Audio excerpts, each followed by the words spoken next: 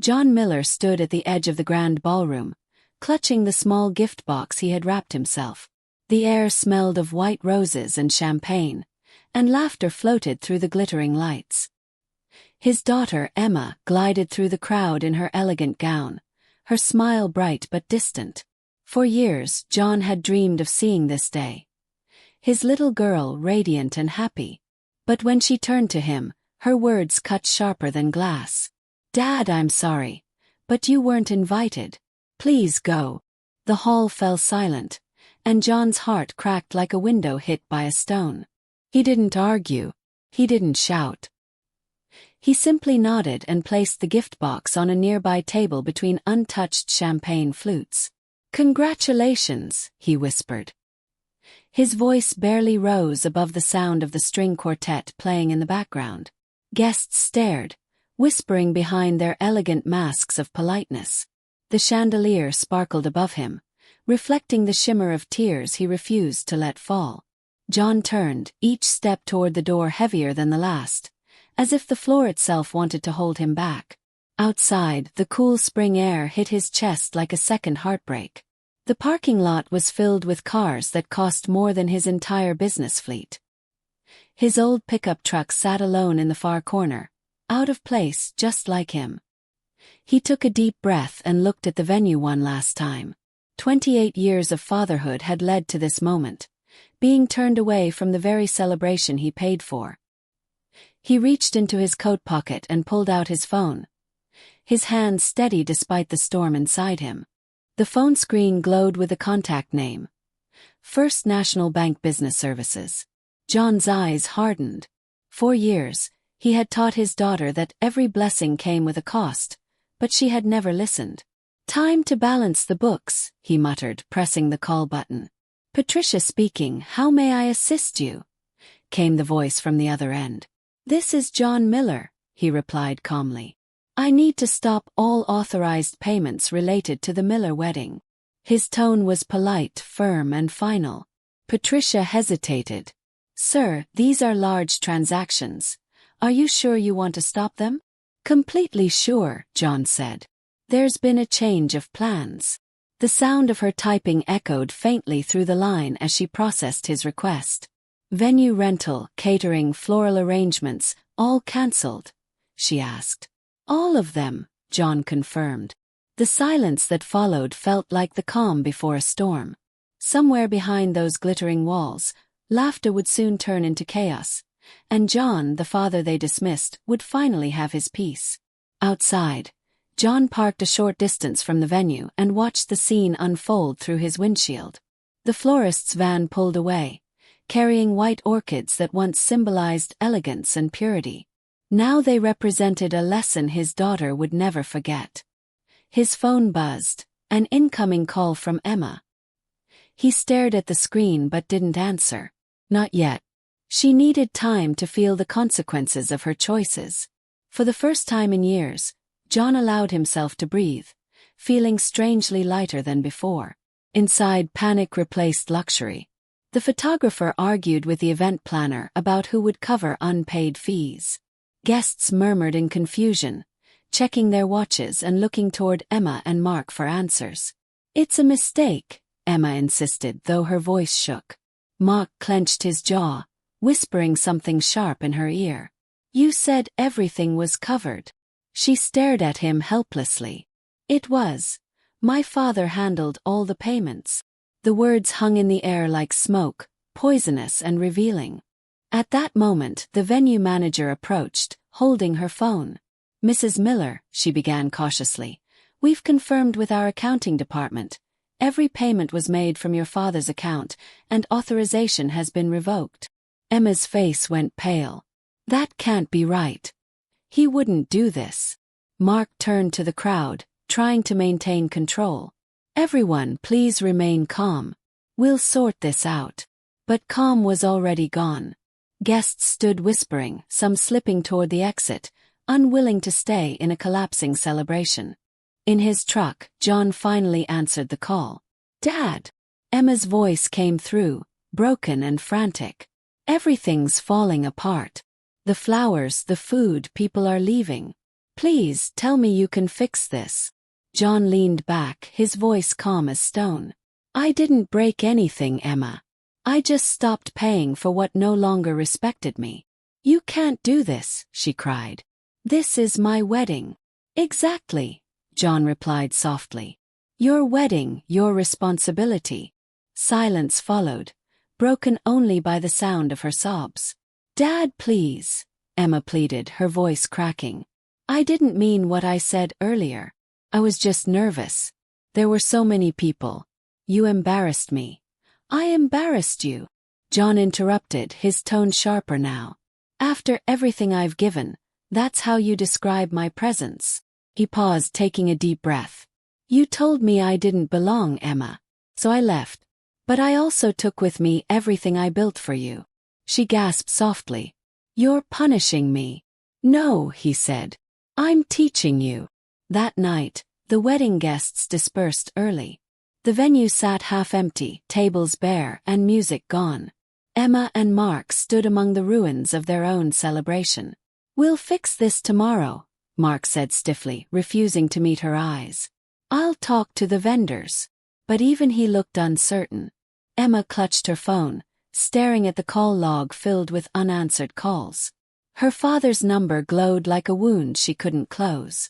For the first time in her life, she realized money couldn't fix everything. Back home, John sat at his kitchen table surrounded by years of financial records. School fees, tuition payments, travel receipts, and invoices. Every document told the same story. Sacrifice. He began organizing them carefully into folders, labeling each one: education, cars, housing, wedding. Each category held years of love disguised as financial support. He paused, running his hand over the top folder. Nearly $1 million, he murmured. And not one thank you. The truth felt heavy but necessary. The following morning, John drove to his lawyer's office. I want to formalize everything, he told Ms. Richards, a sharp-eyed attorney with years of experience. I've spent nearly $1 million supporting my daughter without acknowledgement or gratitude. I want to document it properly. She nodded, understanding immediately. We can classify these as recoverable debts, she said. A formal demand for repayment. John didn't flinch. Do it. She needs to understand the cost of taking without giving. Papers were drafted before noon. By evening, a courier delivered the official document to the hotel where Emma and Mark had taken refuge after the wedding disaster. The envelope bore John's signature and the law firm's seal. Emma opened it, expecting an apology. What she found instead froze her blood. A letter demanding repayment of $937,000 with full documentation. This isn't real, she whispered. Mark read over her shoulder, his expression hardening. Your father just declared war, Emma. Tears blurred her vision. No, she said faintly. He's delivering justice. When John's phone buzzed that night, he didn't answer. He didn't need to. He knew what the messages would say: shock, anger, disbelief, maybe even regret. But this wasn't about revenge anymore. It was about boundaries, respect, and truth. Outside his window, the quiet Spokane evening glowed with city lights. He sipped his coffee and whispered to himself, "She'll thank me one day." For the first time in decades, John Miller felt peace. Not from winning, but from finally letting go. By Monday morning, Emma's world had shrunk to the walls of the hotel room. The glamorous white dress hung lifeless in the corner, and the makeup she had worn with pride 2 days earlier now stained her pillow. Her phone wouldn't stop buzzing. Messages from friends, whispers from family, and calls from vendors demanding payment. She scrolled through them all numb. Each notification reminded her of what she had lost. Not just a wedding, but the man who had loved her the most. Mark paced the room, his tone cold and cutting. Do you have any idea how this makes me look? My father's business partners saw the headlines already. Emma's voice shook. We can fix it. I'll talk to him. Talk to him. Mark snapped. You humiliated your own father in front of everyone. And now you want to talk? He grabbed his jacket. I can't be part of this disaster. Fix it yourself. Before she could answer, the door slammed shut behind him. That afternoon, Emma received the formal document again by email. The debt summary, every expense itemized down to the last dollar. Education, cars, housing, wedding. The numbers blurred before her eyes. $937,000. She could barely breathe. For the first time, she saw her father's love in the form of bank statements, not hugs. Every page screamed of years she had taken for granted. He wasn't being cruel, she whispered to herself. He's showing me the truth.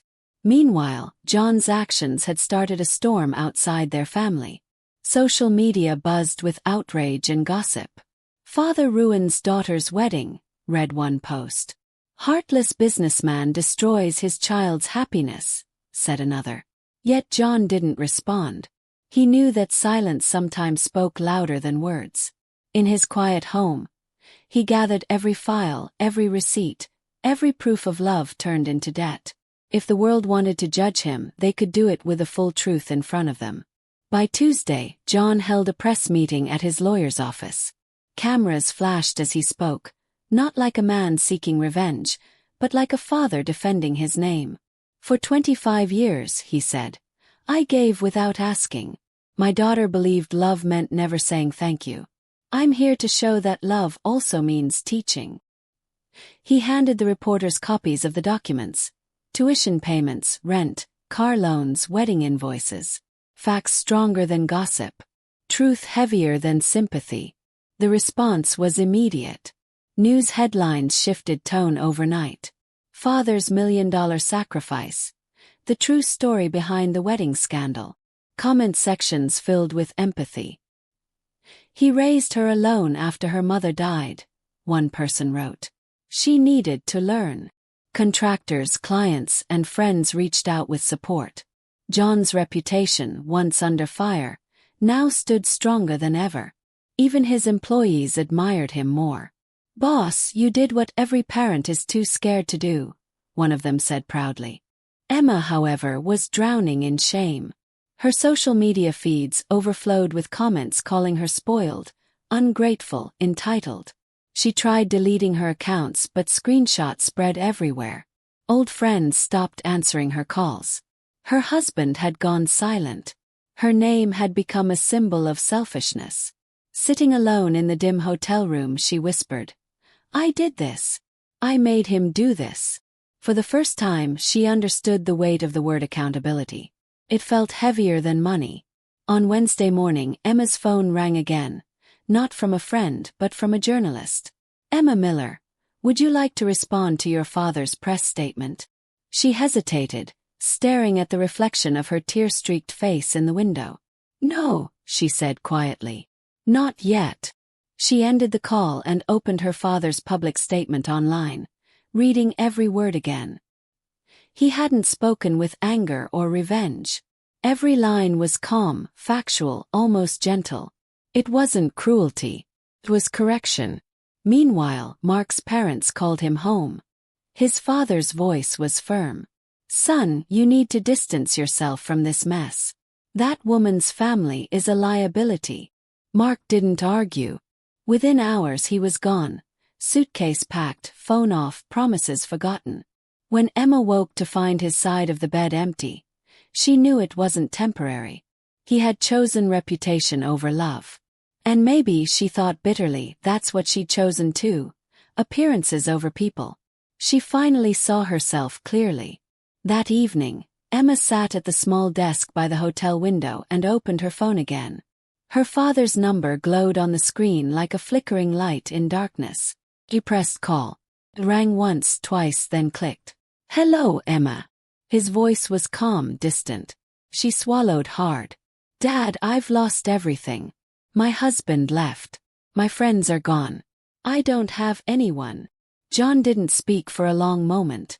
Then he said quietly, maybe now you'll find yourself. For a long time, neither of them spoke.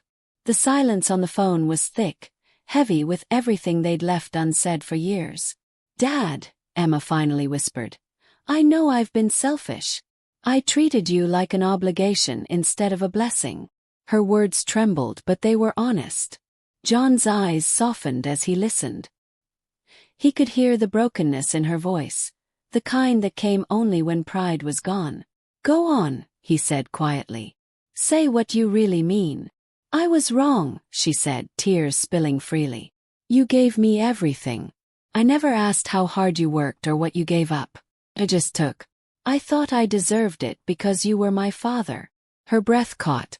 "But now I see that I never earned any of it." John's hand trembled slightly as he held the phone. These were the words he'd prayed for, the apology he thought he'd never hear. "You can't change the past, Emma," he said softly. "But you can change what comes next." She wiped her eyes, trying to steady her voice. "I don't even know where to start." "Start with honesty," John said. "Face what you've done. Stop running from the truth." "I've already lost everyone," she whispered. "Then you have nothing left to lose," he replied. His tone was calm, almost gentle, but each word carried weight. That's when change begins, when everything else is stripped away. For the first time in her life, Emma didn't argue. She simply nodded, even though he couldn't see it. "Dad," she said after a pause, "I don't have money for the hotel tonight. I can't even buy dinner." John exhaled slowly, torn between compassion and resolve. "If I help you, there will be conditions." "Anything," she said quickly. "I'll do anything." "You'll find a job within 2 weeks, any job," he said firmly. "You'll work, save, and you won't ask me for another cent for 6 months. We'll talk once a week like 2 adults, not a parent and a child." "I understand," she whispered. "I'll transfer $1,000, John continued. "That should cover your stay for a week and food until you find work. After that, you're on your own." Emma covered her face as fresh tears fell. "Thank you, Dad. I don't deserve this." "You're right," he said gently. "You don't. But everyone deserves one chance to grow up." She sobbed quietly, a mix of shame and gratitude filling her chest. "I'll make you proud," she promised. "Don't promise," he said. "Prove." After the call ended, Emma sat for a long time staring at her reflection in the hotel mirror. The woman looking back wasn't the same one who had stood in a silk gown just days ago. This woman's eyes were tired, her face bare, her pride gone. She turned on her laptop and searched for jobs in Spokane. Cashier, cleaner, receptionist, anything. Each listing felt foreign and frightening, but she clicked apply anyway. For once, she was building something herself. The first few days were hard. Emma woke early, walked the streets, and handed out resumes to places she'd once passed without noticing. Most said they'd call back. Some didn't even take her seriously. She ate cheap sandwiches from the corner store and learned how to stretch every dollar. When she called her father on Sunday, her voice was tired but steady. "I haven't found work yet," she said. "But I'm trying." "That's all I need to hear," John replied. "Keep going." By the second week, Emma found a job cleaning offices at night. It was the kind of work she'd never imagined doing, but it paid enough for food and rent. Her hands ached, her back hurt, yet she felt an unfamiliar sense of pride. For the first time, every dollar she spent came from her own effort. One night, while scrubbing a marble floor, she remembered her father's old boots, the ones she used to call ugly. Now she understood what they meant. Dignity. Meanwhile, John followed her progress quietly. Each Sunday call brought new strength in her voice, new humility in her words. He still kept the repayment file locked in his drawer, but he no longer looked at it with anger. He was watching something more important than money. His daughter learning how to stand on her own feet. When she told him she'd paid her first rent with her own earnings, his chest swelled with quiet pride. "Good," he said softly. "That's how you start again." Months passed, and the scandal faded. People moved on to new gossip, and Emma kept working, saving, and growing. She moved from cleaning offices to helping in the front desk of the same building, a small promotion but one she earned. Each evening she called her father, their conversations filled with honesty, not requests. One Sunday, John smiled as he listened to her laugh for the first time in months. It wasn't the laugh of a spoiled daughter anymore. It was the sound of a woman who had finally found herself. Spring returned to Spokane with soft sunlight and the smell of blooming trees. One morning, Emma stood outside her father's office, holding a small paper bag with 2 cups of coffee. Her hands trembled, not from fear but from the weight of everything she wanted to say. Through the glass window, she saw him at his desk, focused, calm, surrounded by blueprints and files. She took a deep breath and knocked gently. When he looked up, their eyes met, and for the first time in years, there was no anger between them. "Morning, Dad," she said softly, stepping inside. "I brought coffee. The way you like it." John studied her for a moment. She looked different. Hair tied back, simple clothes, tired but peaceful. "You've been working," he said. She nodded with a proud little smile. 3 months now. I'm still at the office job, but I'm saving up. I wanted to thank you in person." She placed the coffee on his desk, her voice trembling. "Not just for the money, but for teaching me what love really is." John leaned back in his chair, his weathered hands folded together. "Love isn't about giving everything, Emma," he said quietly. "It's about giving people the strength to earn their own." She wiped her eyes and smiled. "I understand that now. You were right all along." For a long moment neither spoke. Then John reached across the desk and took her hand gently. "You made mistakes," he said, "but you learned. That's all that matters. I'm proud of you." Her eyes filled again, but this time with relief. They sat together in quiet warmth, sipping coffee and talking about ordinary things. Work, the weather, even the neighborhood dog that barked too much. It felt natural, easy, like rediscovering something they both thought was gone. Before she left, Emma reached into her purse and pulled out a small envelope. "What's this?" John asked.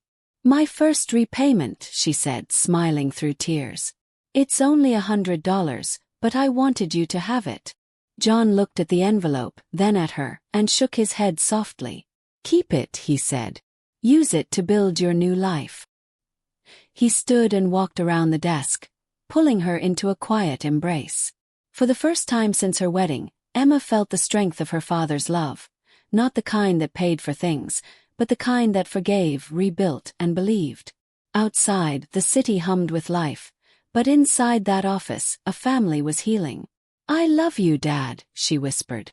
"I know," he replied with a smile. "And this time you've earned it."